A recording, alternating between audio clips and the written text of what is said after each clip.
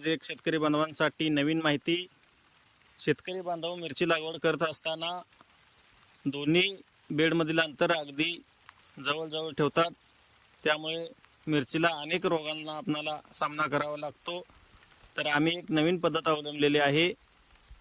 मिरची लागवड करत असताना दोन्ही बेडमधील अंतर जे शेतकरी अगदी कमी ठेवतात त्यापेक्षा आम्ही जास्तीत जास्त ठेवलेलं आहे.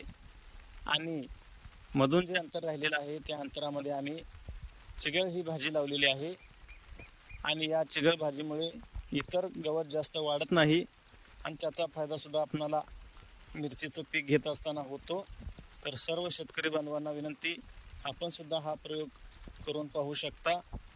यामुळे मिरची पीक सुद्धा अगदी जोमदार येतं, तणाचा त्रास होत नाही आणि आपल्याला चिगळ ही भाजी सुद्धा या ठिकाणी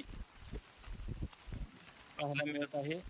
आणि चिगळ या भाजीला सुद्धा मार्केटमध्ये खूप चांगला रेट मिळू शकतो. आणि आपणाला मिरची पिकामध्ये दुहेरी पीक पद्धतीचा जास्त चांगला फायदा होतो.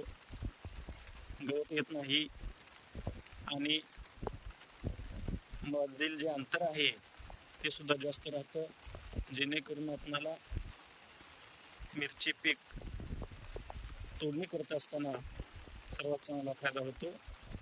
धन्यवाद. असेच नवनवीन व्हिडिओ पाहण्यासाठी चॅनलला सबस्क्राईब करा.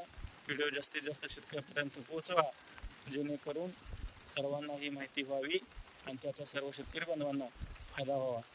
जय महाराष्ट्र, जय भारत, जय बळीराजा.